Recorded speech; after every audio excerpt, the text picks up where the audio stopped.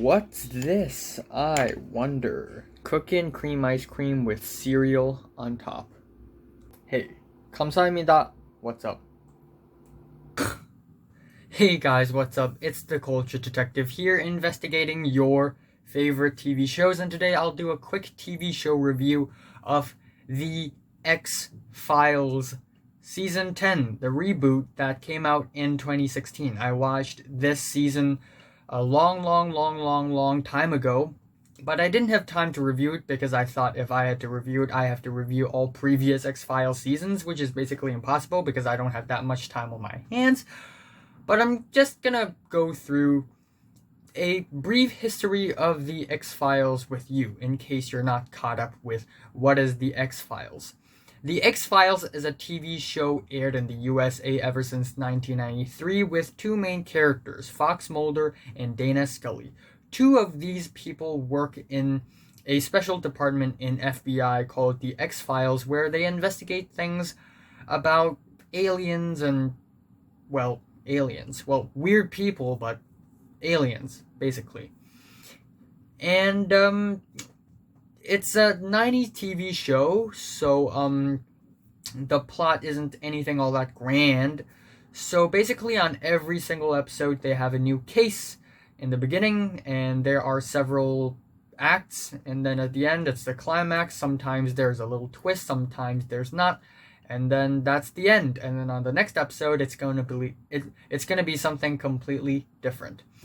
But that's not to say that there are no good X-Files episodes. In fact, there are a lot of great X-Files episodes, all the way from Pilot, Ice, and the finale of Season 1, the Erlenmeyer Flask. We have Anasazi, the funny, weird humbug. We have Paperclip. We have the very scary and disgusting Home. We have Post-Prometheus, where the writers and the directors try something new, where they make the entire episode black and white and make it a bit of noir. And we also have Vince Gilligan's Ex-Cop episode, which is actually a very fun spoof of the TV show Cops. And we also have Joe's Chungs from Outer Space, Bad Blood, which is funny AF. We also have my favorite X-Files episodes of all time, Clyde Bruckman's Final Response. It's full of twists and turns. Every single second is super duper entertaining. The plot is amazing, and the ending just breaks your heart. But after 14 years of hiatus, we have season 10. And it's underwhelming. It's disappointing. It's very much disappointing, unfortunately. And I'm not saying that all TV show reboots are bad, because a while after the release of X-Files Season 10, we have Twin Peaks: The Return, which is actually a whole new level of Twin Peaks. It's a kind of Twin Peaks that totally exceeds the previous Twin Peaks. It's like the latest Daughters album totally exceeding all their previous records, because it's just on another level. And even the Prison Break reboot is not that bad. But the X-Files, they're missing the point. It's a reboot. There are 6 episodes here, and 3 of them are written and directed by Chris Carter, who created the show, and then the other 3 episodes are written by 3 other writers. And all of the episodes have something in common, and that is the dialogues are pretty crappy and pretty corny and pretty basic. And in the 90s, it's also pretty much the same, except in the 90s, television isn't really all that great. So the X-Files back then seems to be something cutting edge, but right now it just feels outdated. But even though it feels outdated, it isn't really my biggest issue with the writing and the dialogues. It's that they almost try this serious tone, because nowadays the TV shows are pretty dramatic, pretty cinematic, and pretty serious. So the X-Files, they try to be serious as well. They try to be cinematic. And with plot, premise, and dialogue this basic, it just ends up feeling kinda crappy. The characters are also kinda bad too. Fox Mulder is basically uh, a paper board. He doesn't really do anything other than investigate around and get in trouble, classic Fox Mulder. And then we have Dana Scully, who also didn't really do anything other than, I guess, keep on having flashbacks about her son. And then we have two new characters ever since the second last episode of this season. And it's played by Robbie Amell, who played the fire guy in The Flash season 1, and who made a video with Jordan, Captain Sparkles, cool guy, but his character, he's like this comedic relief character who's clumsy and sloppy, except he's also the kind of character who's always paranoid, who always has all these, thoughts and theories, who overthink things, and written in a very shallow way. And then there's this another girl who totally doesn't have to be there. She doesn't do anything, and she's kind of annoying. We also have the cigarette smoking man, the arch nemesis of the show. He basically showed up at the last episode just talking. And we also have Skinner, who doesn't really do much. So the entire cast just doesn't really do anything. And the acting isn't really all that great either.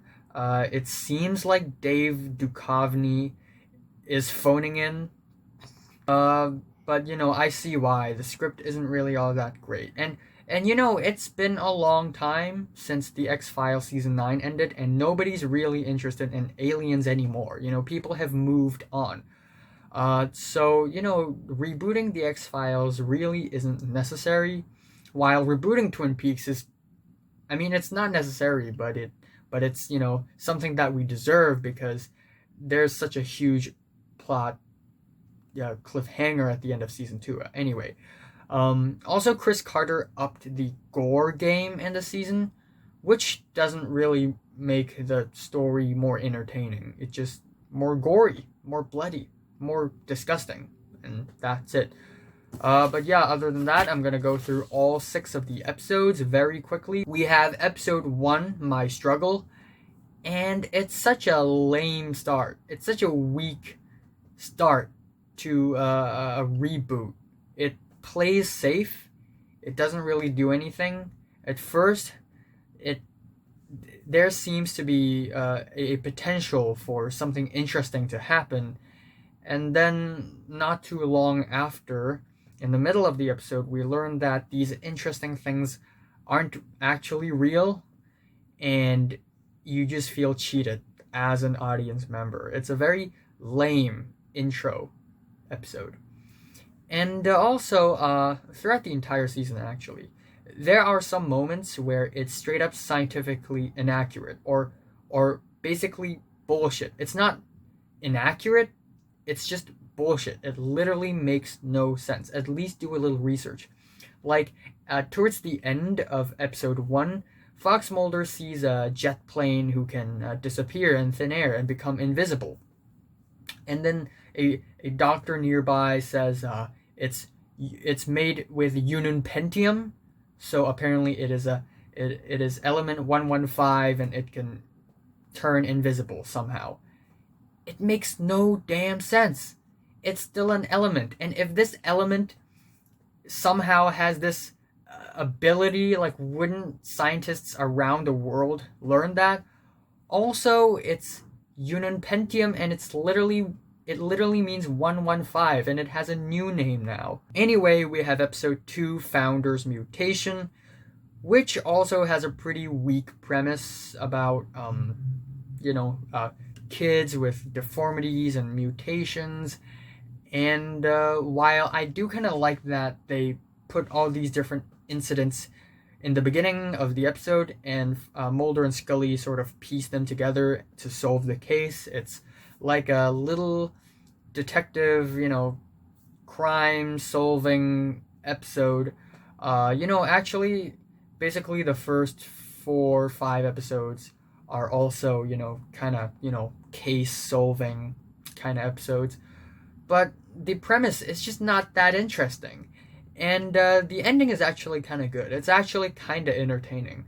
Not in a way I think it's well written, but it's still kind of entertaining. It's still over the top and bullshit, but you know, I had a good time watching the ending of episode 2. Also, episode 1 isn't really that bad, even though, again, I'm underwhelmed by it. We have episode 3, Mulder and Scully meet the Were monster, and a lot of people say that this is the best episode out of the 6 episodes in season 10. I disagree. It's supposed to be a funny episode. It's supposed to be a comedic episode where they meet this really ugly monster, and there are also all these murders. So people immediately jump to conclusions that this monster committed these murders, when in fact this monster is nice. The entire second half of episode 3 is basically Fox Mulder speaking to this monster, this nice monster, with like human skin, like pretending, disguising as a human being, and it's like, oh yeah, I could have shot blood out of my eyeballs, but I couldn't, so I ran away, and oh, I was naked. I saw genitals. I've never seen human genitals before. Oh my gosh, it's so weird. Haha, bye. And it's not really funny. To me, it's not really funny. To me, it just feels kind of clumsy and kind of sloppy. And even a little cringy. So yeah, not a fan. We have episode 4 and 5 and 6, the second half of season 10. It's actually even worse than the first 3 episodes. We have episode 4, Home Again. So given how scary and gory Home is, we're all expecting Home Again to be equally as horrifying and terrifying. Nope. We have the main plot and the subplot. The main plot is basically a garbage man, a super tall, disgusting garbage man rips people apart, and that's basically it. And then we have the subplot, which is like 100 times more emotionally potent and powerful and impactful than the stupid main plot. There's just this huge imbalance going on. And the subplot is supposed to be one of the most important points, changing points of one of the characters' lives. And so there's this huge imbalance thing going on, and it's just not that great. Episode 5 is simply the worst. It's called Babylon, and while it doesn't necessarily paint Muslims in a negative light, it almost accidentally does, because it's about Islamic terrorists blowing places up, and one of the bombers realized that it's actually a bad idea to bomb things, so he wanted to tell the truth, but he kind of died. So now Mulder and this other annoying girl who basically didn't anything had to take shrooms because they believe that these shrooms will allow them to talk to the dead. So Mulder took these shrooms, got high, and there's this high sequence, and it's just one big cringe fest that totally isn't necessary. And then we have episode 6, which is completely different than the previous episode, Babylon. It's night and day, basically. Episode 5 is super lighthearted, dumb, cringy, unnecessary, and then we have episode 6, which is super serious, super apocalyptic. It tries to be, super cinematic. The entire world is dying from alien DNA infection, and like only people with real alien DNA can save the people without the alien DNA. And then, Mulder's first scene, he's covered in bruises and cuts, blood all over him. And it's still bad. It's still bad. It's too over the top. It's too nonsensical. There's such a huge leap from the previous episode. It's unbelievable. And then there's this fight scene between Mulder and a random stranger, and it's supposed to be like intense and entertaining, and it's supposed to leave Mulder in all sorts of cuts and bruises. But come on, he's fighting a stranger that we've never seen before. It's a fight scene that totally isn't necessary. And yeah, the ending is just, I mean, it has a cliffhanger, but I don't even want to know what happens in like season 11 because I don't care anymore. I mean, again, it's not to say that this season is terrible. There are redeeming qualities in the first half of season 10 because the plot isn't really that bad. It's still somewhat entertaining, but still, what a disappointing reboot. Just what a disappointing reboot. I mean, with all due respect, it's just underwhelming, to be honest. And the second half, it's just ridiculous. It's ridiculous. I'm saying this X-Files season 10 is gone with the wind. It's gone. I don't want to remember it. My favorite episode, Founders Mutation. Least favorite, Babylon. And I'm giving X-Files season 10 a 3 to a 4 out of 10. It's funny because I had this old friend, and we had a quarrel like 4 years ago. And the first few things we talked about when we became friends again is the X-Files, because apparently she watches the show as well, which is weird. She doesn't watch TV. Why the hell would she watch X-Files? Just a fun fact. Thanks for watching.